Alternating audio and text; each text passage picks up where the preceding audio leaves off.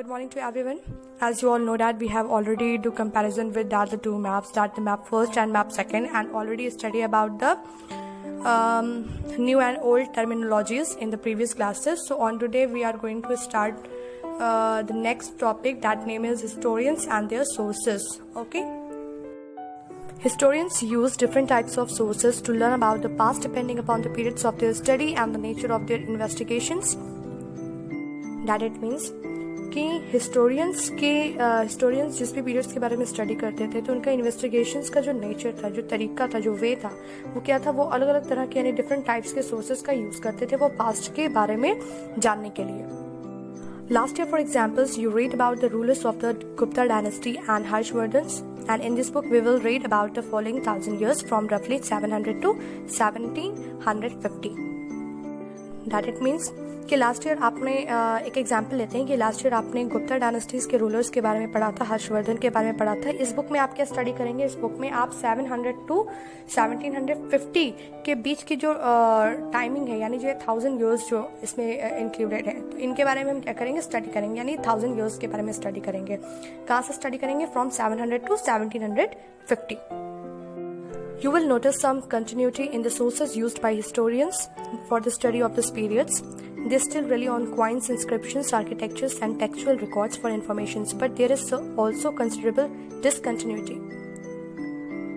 आप सभी ने ये नोटिस किया होगा कि कुछ ऐसे सोर्सेज हैं जो हिस्टोरियंस के थ्रू यूज किए जाते थे किसी भी पीरियड्स के बारे में, पास्ट के बारे में स्टडी करने के लिए. वो सोर्सेज आज भी क्या है? कंटिन्यू है.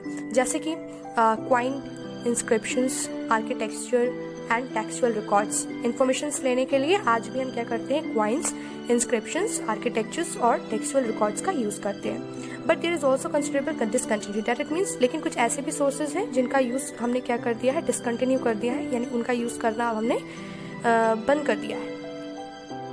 The number and variety of textual records increased dramatically during this periods. This slowly displaced other types of available information. Through this periods, paper gradually become cheaper and more widely available. Like एक example लेते हैं कि जो textual records हैं, ठीक है, जिसका use historians जो है वो पास्ट के बारे में स्टडी करने के लिए करते थे. तो जो टेक्सचुअल रिकॉर्ड्स हैं इस पीरियड में क्या हुआ? उसका जो यूज था, यानी कि नंबर और वेराइटीज जो थी टेक्सचुअल रिकॉर्ड्स की, वो क्या हो गई? इंक्रीज हो गई, बढ़ने लगी. और इसकी टेक्सचुअल रिकॉर्ड्स की वैरायटी और नंबर के इंक्रीज होने की वजह से क्या हो गया कि जो दूसरी तरह की जो अवेलेबल इन्फॉर्मेशन यानी अवेलेबल थी, जो अदर टाइप्स की जो इन्फॉर्मेशन जो अवेलेबल थी, वो धीरे धीरे क्या होने लगी? डिस्प्लेस्ड होने लगी. तो इस पीरियड के टाइम पे पेपर काफ़ी चीपर हो गया, काफ़ी सस्ता हो गया, काफ़ी ईजिली और मोर वाइडली अवेलेबल, और काफ़ी क्या हो गया? ईजिली अवेलेबल होने लगा. People used it to write holy text, chronicles of rulers, letters and teaching of sons, petitions and judicial records, and for registered of accounts and taxes.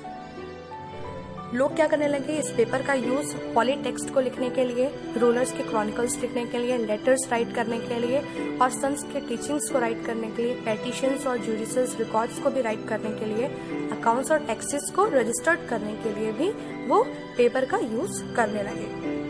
Here is some comparison is given just below the passage. So firstly we read about this. Like the value of paper. Compare the following. The first statement is that in the middle of the 13th century, a scholar wanted to copy a book, but he did not have enough paper, so he watched the writing of a manuscript. He did not want write the paper and used it. हमें यहाँ पर paper की value को जानने के लिए कुछ comparison करने हैं. तो पहला कंपैरिजन के लिए जो स्टेटमेंट दिया गया है वो क्या है कि 13th सेंचुरी का एक स्कॉलर जो है वो क्या करना चाहता है? वो एक बुक की कॉपी बनाना चाहता है, ठीक है, लेकिन वो उसके पास इनफ पेपर नहीं है, यानी पेपर जो है वो अवेलेबल नहीं है जिसकी उसको रिक्वायरमेंट है. तो उसने क्या किया कि जो मैन्युस्क्रिप्ट्स जिस पे लिखी हुई थी, जिसकी उसको ज़रूरत नहीं थी, रिक्वायरमेंट नहीं थी, उसने उसे क्या किया? वॉश कर दिया, और उस पेपर को ड्राई करके उसने उसको क्या किया? यूज़ कर लिया. Second statement is that a century later, if you bought some foods in the markets, you could be lucky and have the shopkeepers wrap it for you in some paper. Second statements में हमें क्या पता चलता है कि अगर आप एक सेंचुरी के बाद देखो, यानी 100 ईयर्स के बाद जो हमने नोटिस किया, तो क्या देखा कि अगर आप मार्केट में गए हो और आपने कोई फूड को परचेस किया है, और अगर शॉपकीपर आपने जो मटेरियल्स लिए हैं अगर वो उसे पेपर में रैप करके देता है तो ये आपके लिए यानी आप क्या होंगे, काफ़ी लकी होंगे कि वो आपको क्या कर रहा है, पेपर को रैप करके दे रहा है। So here a question arises, when was paper more expensive and more easily available in the 13th और द 14th सेंचुरी। तो आपको यहाँ पर बताना है कि पेपर किस टाइम पे ज़्यादा एक्सपेंसिव था और ज़्यादा इजीली अवेलेबल हो रहा था, 13th सेंचुरी में या फिर 14th सेंचुरी में। Manuscripts were collected by wealthy peoples, rulers, monasteries and temples. They were placed in libraries and archives. These manuscripts and documents provide a lots of detailed information to historians, but they are also difficult to use. That it means manuscripts जो है वो क्या किए जाते थे, wealthy peoples, rulers और monasteries या temples के थ्रू क्या किए जाते थे, कलेक्ट किए जाते थे, ठीक है। लेकिन इन्हें कहाँ पर रिप्लेस किया जाता था, इन्हें लाइब्रेरीज में रखा जाता था या फिर आर्चिव्स में रखा जाता था। Archives is data place where documents and manuscripts are stored.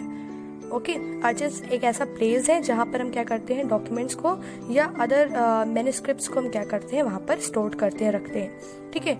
लेकिन ये जो मैन्युस्क्रिप्ट्स और डॉक्यूमेंट्स जो हैं वो क्या करते हैं, काफ़ी डिटेल्ड इन्फॉर्मेशन प्रोवाइड करते हैं हिस्टोरियंस को, ठीक है।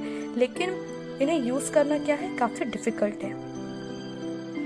There was no printing press in those days, so scripts copied scripts by hand.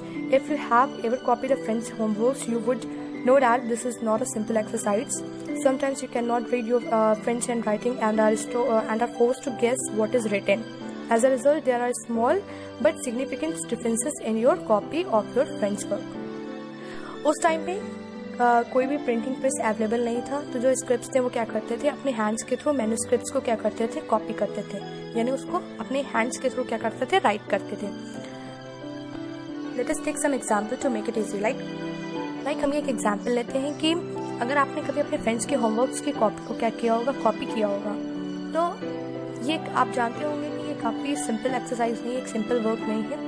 कई बार ऐसा भी हुआ है कि हमें अपने फ्रेंड्स की हैंडराइटिंग जो है वो समझ में नहीं आती, हम उसे पढ़ नहीं पाते हैं और उसने क्या लिखा है उसे हमें गेस करना पड़ता है। तो जिसका रिजल्ट क्या होता है कि हमारी कॉपी में और हमारे फ्रेंड्स की कॉपी में एक लिटिल चेंज आ जाता है, एक स्मॉल सा डिफरेंस आ जाता है।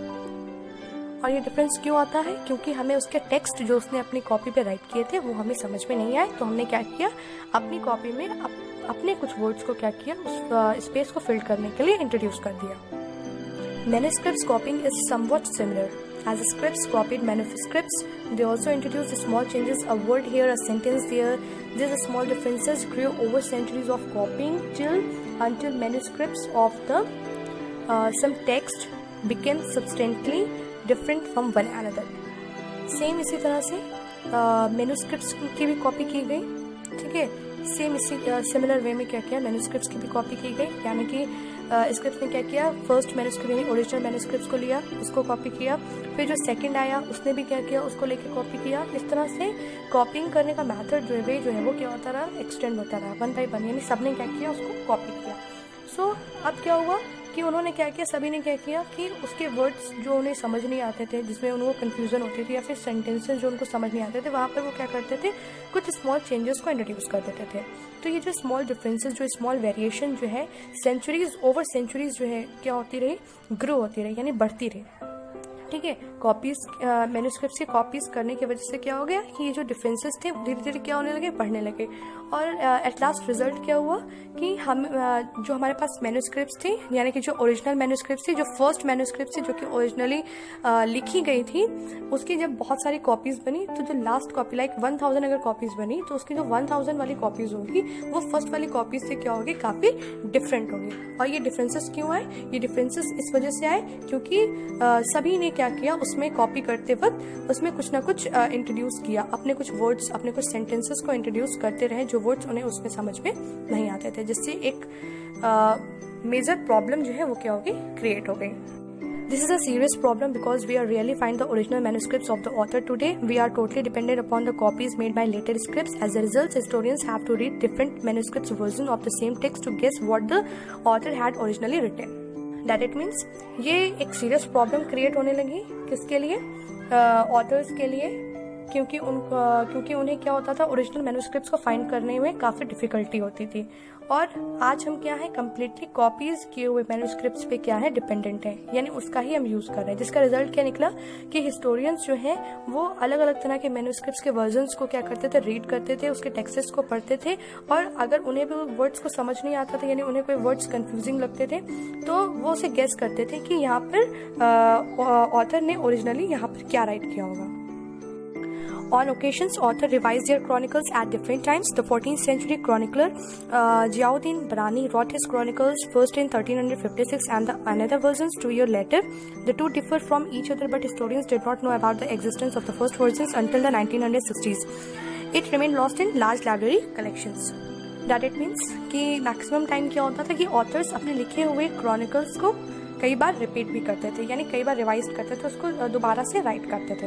तो 14th सेंचुरी में जियाउद्दीन बरानी ने अपना फर्स्ट क्रॉनिकल्स जो है वो 1356 में राइट किया था, लेकिन इन्होंने अपना इसी क्रॉनिकल का सेकंड वर्जन जो था वो 2 इयर्स के बाद उन्होंने क्या किया था, रिलीज किया था। तो ये जो दो डिफरेंट यानी दोनों क्रॉनिकल्स जो एक ही ऑथर के थ्रू लिखे गए थे, लेकिन इनमें डिफरेंसेस जो थे वो काफ़ी थे।